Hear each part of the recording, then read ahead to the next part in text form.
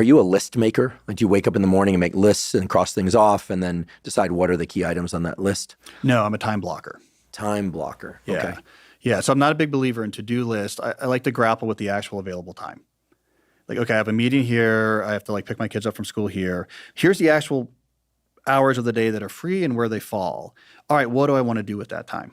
Well, okay, now that I see that there's a lot of gaps in the middle of the day here, they're short, maybe there I'm going to do a lot of small, non-cognitively demanding thing. Oh, this first 90 minutes in the morning is like the main time I have uninterrupted. Okay, so this I'm going to work on writing. So I've been a big believer of this since I was an undergrad. Like, you give your time a job as opposed to having a list, which is somewhat orthogonal to what's actually happening in your day. And then just as you go through your day saying, what do I want to try to do next, which I think is a lot less efficient. I'm going to try your method. I try and structure my days as much as I can, but it just never quite works. Do you work late into the night, or no? No, I'm a 5:30 man.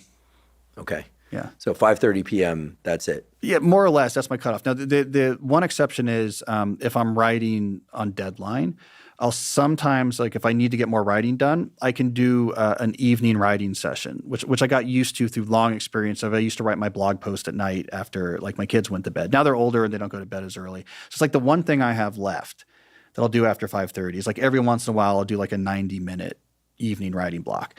But I call this, by the way, this whole philosophy, I call fixed schedule productivity. And I've been doing it since I was a grad student. Fixed a work hour schedule. That's my commitment. I work in these hours.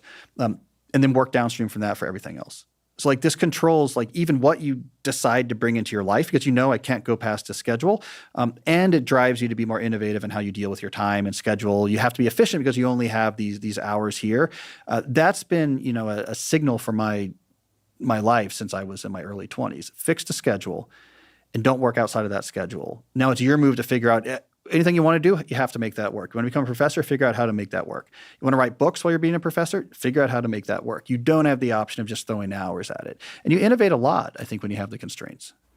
Where do sleep and exercise fit into your schedule? What's your typical to bed time, wake up time? What's your typical exercise routine? And the reason I ask about this is because I think nowadays hopefully people understand that exercise and cognitive function are inextricably linked. Yeah. And we're all going to live longer lives and be sharper mentally by doing exercise. Yeah. So, I mean, my main actual working with weights, I do this pre-dinner, right? And this was an innovation in the last couple of years. It's fantastic psychologically for me. This is a transition from work to family time after work. So I'll do 45, 50 minutes, garage gym, that we built during COVID. After I'm done working, before dinner. And once you get used to that, it also forces you I got to finish work because I got to get this in before dinner. But then I'll do also quite a bit of walking if it's not a teaching day, so I'm not on campus. I do a lot of thinking on foot, walking my kids to the bus stop, which isn't particularly close and back. So I'll do a lot of walking. But that's when my serious exercise now is always pre-dinner. Then I want to be up, in our room by 10. Yeah. And then at that point, I don't track. So I have insomnia issues. Which actually has been a key driver of a lot of the things I think about, especially with slow productivity, is I'm very wary because I can, without any control on my own, just find myself unable to sleep sometimes. Fall asleep or stay asleep? Fall asleep. Yeah. I mean, I used to get it really bad. Not so bad now, but it comes and goes. That really affected the way I thought about productivity. Because it seemed like to me the definition of just I get after it with a bunch of stuff wasn't really on the table, because if my notion of productivity depended on me every day being able to just hammer on a bunch of stuff, I'm very busy, I have lots of commitments, what would happen if I couldn't sleep?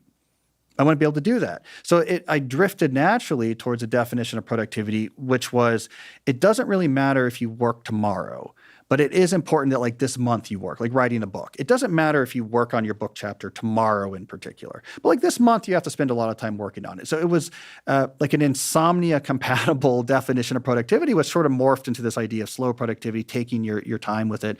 So it's interesting. So sleep issues really shaped the way I thought about work and put me on these much longer time scales of productivity. Try not to be dependent on any particular day being critical to what you do. I don't want the high stress situation. I don't want the I'm just going to 10 hours a day for the next 10 days. We're going to make this deal happen. I can't operate in that space because I worry about it any time my brain could betray me and I could lose sleep for a couple of days. I think it's really important that you're sharing this because while people's challenges differ, I think oftentimes people hear the content of my podcast or other podcasts and think, oh, gosh, I have to have everything dialed in just right. When in fact, most all of the tools and protocols that have been discussed on the Huberman Lab podcast are in response to a particular challenge that I've had or that others close to me have had. And I love this. Important that people realize that they can be very productive with the hours that they have and the moments or hours of high focus clarity that they have, even if they're not sleeping great, even if they're raising small children, because that's the real world.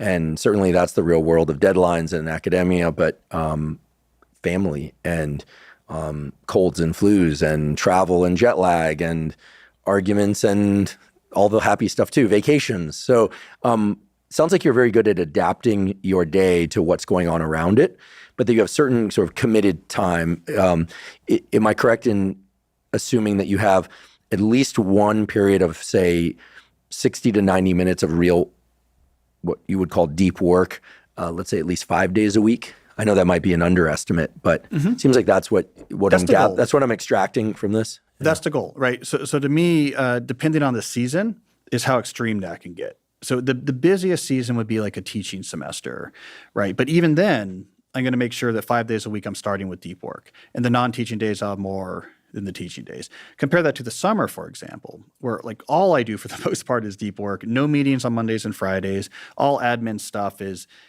midday to early afternoon, Tuesday, Wednesday, Thursday.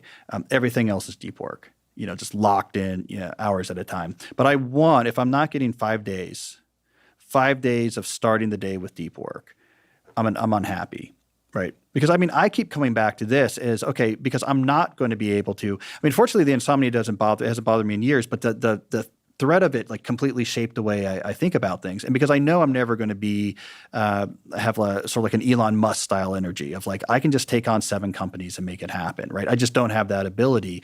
I've always focused on the long game. And to me, the long game plays out with get your deep work time in, just keep working on the stuff you do best and get better at it. Tomorrow doesn't matter. But if you're doing this most days for the next 4 months, like that's going to matter, And so I often think about productivity in my own life at the scale of decades. Like, what do I want to do in my 20s? Okay, what do I want to do in my 30s? What do I want to do in my 40s?